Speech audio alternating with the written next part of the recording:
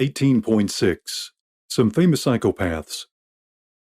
I would like to end by revisiting the topic of psychopathy. Psychopaths are always charlatans. For this reason, among others, they tend to be cult leaders.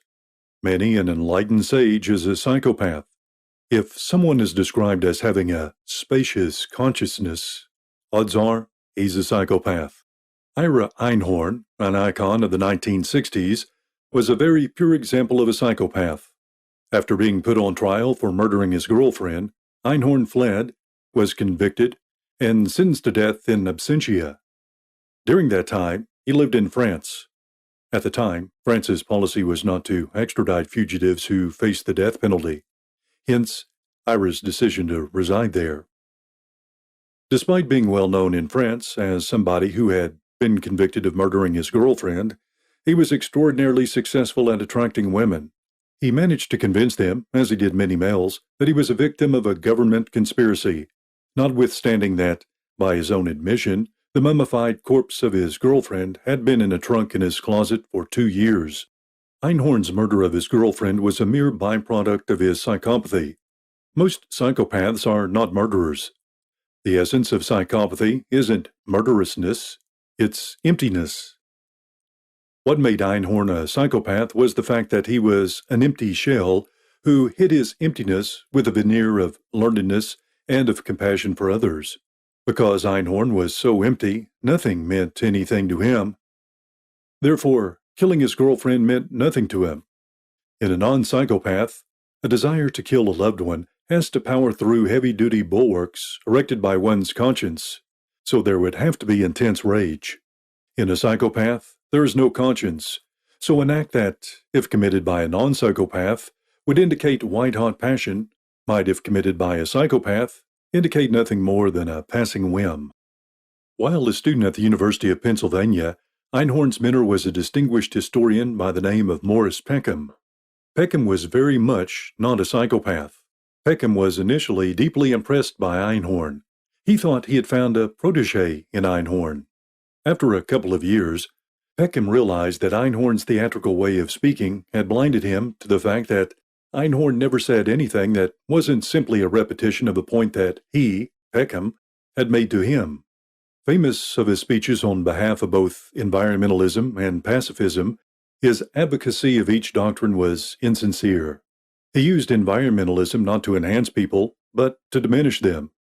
In telling people that virtually everything they did was bad for the environment, he was, in effect, telling them that they were bad for the environment, and therefore they did not deserve to exist. His environmentalism was quite as pure an expression of homicidal rage as his murder of his girlfriend. His advocacy of pacifism was similarly underhanded. Like many psychopaths, he advocated moral relativism. There is no right or wrong, as well as halethic relativism. There is no truth, it's all subjective. His advocacy of world peace was based not on the principle that certain things are objectively wrong, but on the principle that, since nothing is objectively right or wrong, no culture has the right to act aggressively towards another. What Einhorn didn't say is that if nothing is right or wrong, there's no moral reason not to hurt others. According to Marxism, the concept of right and wrong are bourgeois hogwash. This made it possible for Stalin, Mao, and Pol Pot to kill on an unprecedented scale. Also, by advocating halethic relativism, Einhorn was wiping away thousands of years' worth of hard work, since the message he was sending was that the accomplishment of thinkers over the ages were worth nothing. This message obviously appeals to people who want to be great thinkers, but either lack the requisite talent or aren't willing to do the requisite work. The themes underlying his speeches, and often explicitly affirmed in them, were 1.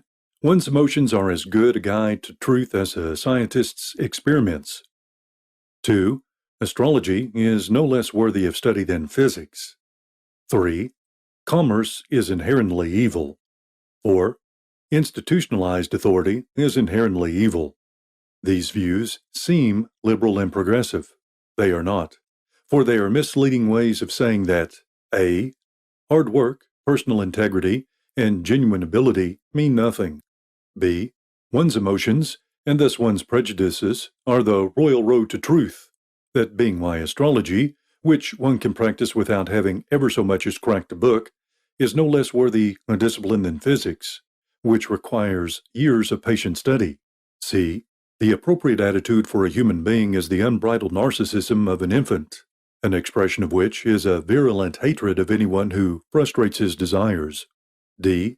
There is nothing of value in the institutions that prevents us from killing one another and that require us to rise above the narcissistic pettiness to which, in the absence of external inducements, we default. In urging acceptance of 1 through 4, Einhorn was really urging acceptance of A through D, and he was thus imploring people to understand the world in the same emotion-driven, projective manner as our cave-dwelling ancestors.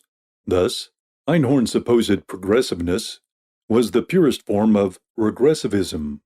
Because Einhorn was representative in this respect of an entire generation of so-called liberals, people who don't want to return to a tribal mode of existence are given an incentive to not be liberal, even if they haven't a conservative bone in their body. I feel that a few remarks about my personal experiences may not be out of order, so long as it's kept in mind that those remarks may well be nothing more than prejudice-driven interpretations of facts about my life that, even if interpreted dispassionately, would reveal little about the world. I personally have known many leading members of the 1960s counterculture. A very close relative of mine is one of the 2 or 3 best-known astrologers in the nation.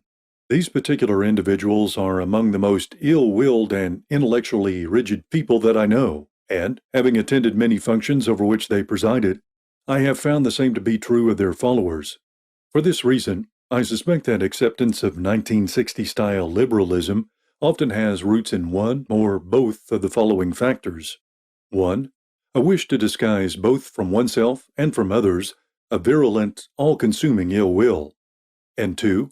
A combination of rabid desire for power, coupled with a narcissistic unwillingness to put in the work required to achieve success within institutions where they don't make the rules and where they'll be subjected to meaningful scrutiny.